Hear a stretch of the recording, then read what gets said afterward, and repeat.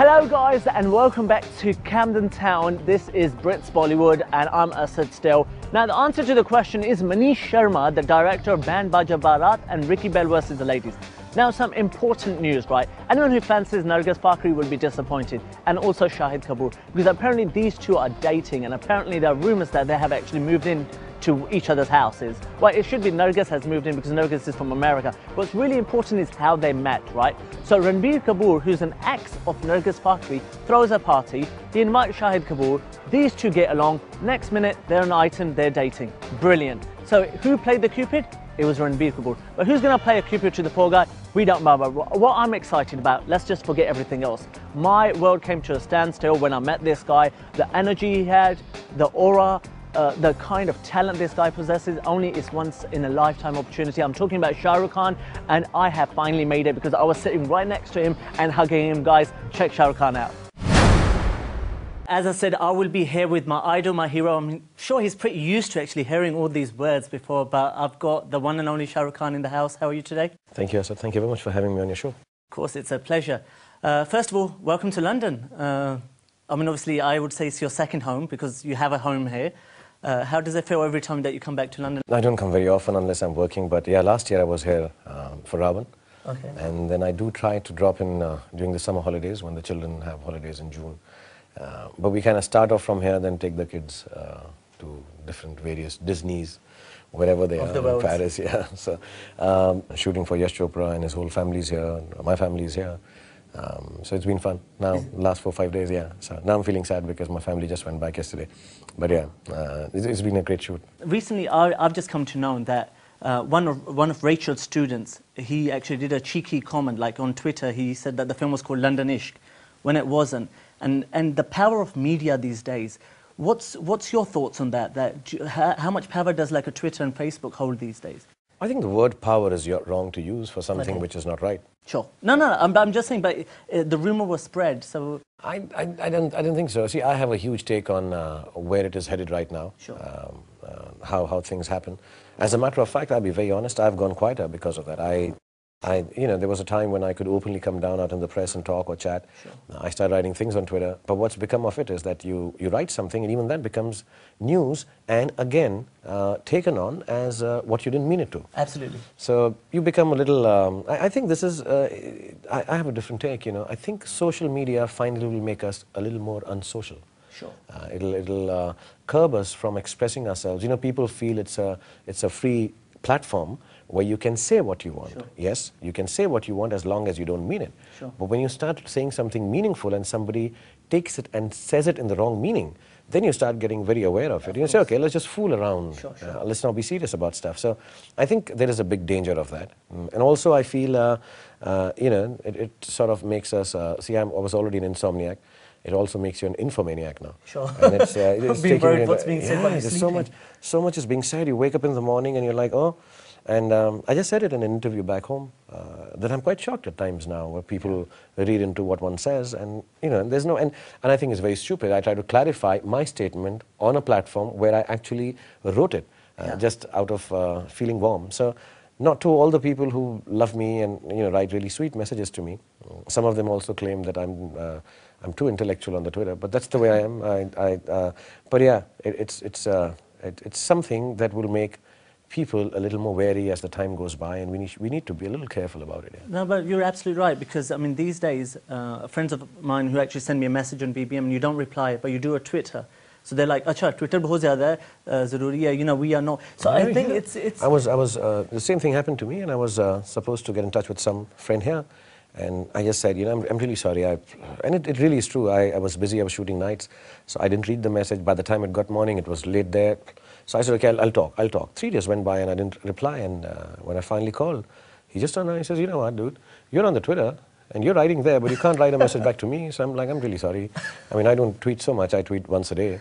But I'm like, you know, I'm really sorry. And it's also, especially for a person who's like me, who's a little reclusive and doesn't, and likes to be on his own at times.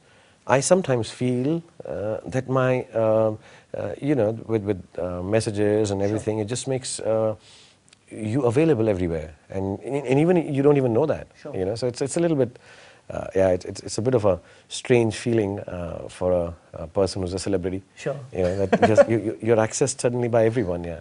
Do you think just generally people's ethics have changed? Like these days, if I'm running late, I just BBM people or WhatsApp or just send a message saying, were people more like punctual in those days when you started your career than today? Or how do you see it from your point of view? My biggest issue with so much visual information, Sure. whether it's through messaging or internet or, you know, what have you, you can send pictures. I think the biggest problem with visual information of this level Sure.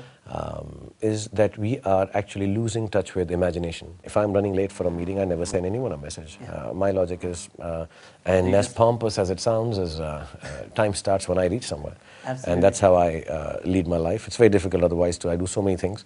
And I make sure everybody's work gets over. I don't hurry anyone up. But I don't send messages. So I don't know if people become more punctual or not. But people now know my whereabouts a little more, so if I can lie that, you know what, I'm halfway through to the studio because somebody sent a message to my driver or my security guy and they know he hasn't left home yet. Yeah, so you get caught. So there you go. Again, So that whole availability is there it now is, these days. Now, a friend of mine, female from Canada, she said, you have to ask Shahrukh Khan, what's his thoughts on young people these days, you know, getting married and stuff, you know, who are having like live-in and you know, the new era of modern relationships. See, I'm a big believer of whatever makes you happy. I'm not judgmental. Sure. I don't have, you know, I'm no one to be a moral police. Sure. I lead my life in a certain way. And that is also questionable by many. Sure. And just because it is questionable does not mean it is not right or wrong Sure, for me. sure, of course. So I have no issues people having a live-in relationship, just a relationship, getting married if they wish to. I just feel, you know, that if you are going into a commitment and have babies, Sure. it's a different ballgame. Of course. For the upbringing of the children. Sure. And you gotta be steadfast in that. Sure. To a certain extent, Sure. and have a little respectability in that, have a little honor in that. Sure. And it's not more honorable to be married or unmarried or have a live-in relationship. I think everybody's cool, everybody should be happy, and I would tell youngsters, I would tell my kids, see, I have a son and daughter, and now I gauge any question about youth from their point of view. Yeah. And the other day I was talking to a couple of my actresses, and I was saying, you know, when I talk to you as I'm talking to my daughter now, because if I'm giving you an advice, Sure. I would say the same thing to my daughter. So it's as pertinent or as emotional for me. Sure. And I would say this to my children, that listen, you fall in love, like people, be with them, whatever works for you, as long as you're not going to hurt anyone, you know, in that relationship. Sure. Now, two very quick questions before we wrap up. First one, what do we have lined up for this coming year or the next year, as in films? I just have, I'm shooting Mr. Yash Chopra's film Sure. just now, which is untitled as yet. We haven't got a title yet, so I think we finished 40% of it now. Sure. Another 50% to go in the next 3 months. And post that, I have about 4 or 5 scripts that I've been working on. And I don't know which one will start first or when or if at all. Sure. But yeah, there are 2, 3 very interesting ideas that we have. I'm setting up my office all anew with a new production team and everything. So I just want to sit down, take 2 months off, which is now. Actually, after I finish the schedule, I'm not shooting for a month, and IPL will start. So I'll spend some time, you know, setting up those movies. So at this point, nothing concrete, because I'll have to cast them, I'll have to, you know, do the production. And I want to make some films in my production, 4 or 5 of them, and hopefully they'll cast me in those films also. I'm sure they will. And lastly question, what's your advice to young filmmakers and actors in the world? I mean, I've just got my own film that I directed. It's in cinema right now in the UK called Seven Welcome to London. I just want to know, what's your thoughts on what's the best step to go forward? Because the market's become so wide, but at the same time, it's really, really scary, especially when it comes to like distribution. See, I'm as successful as I seem to be in business, I don't really have a business head. Sure. So I always think of things that, see, if you plan things out in terms of business and how it should be, the best of business plans may not work out because cinema or art or poems or singing is always going to be measured on the anvil of how people react to this subjectively. Sure. Right? So I can have a great business plan for a film. I have a great set of people. I have you know, Kareem helping me, and Karuna and Priya and a lot of other wonderful people, Shailja, who know how to market a film, who know how to take it forward, keep it gentle, keep it nice, true to the form. But you know, that really is not going to stick, because the film or the story or the moment has to be love. So I would just tell young directors and actors, you know what, I know it's a difficult world, I know it's a dog-eat-dog world, but what you got to stick to finally is to make the films that you want to. I'll give you an example. I haven't seen the film Sujoy, Sure.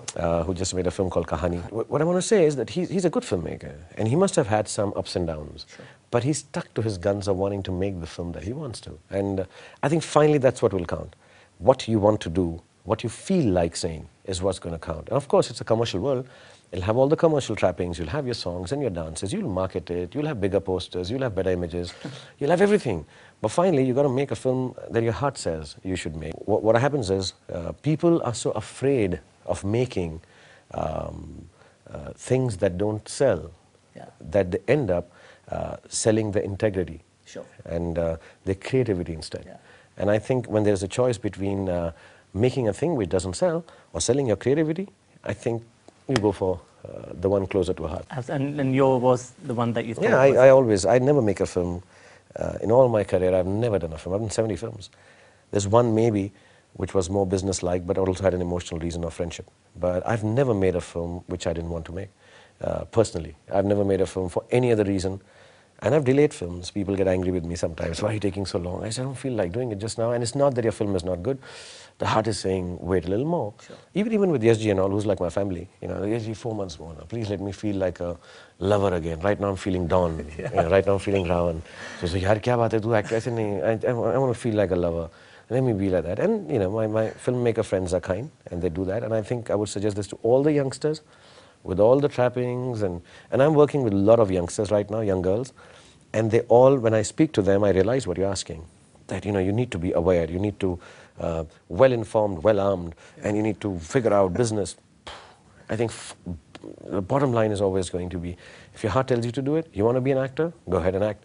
You want to be a director, go ahead and direct. Don't do the business of acting, and don't do the business of direction. Perfect. Thank you so much for being on the show. Any last special message for your fans out there in the entire world?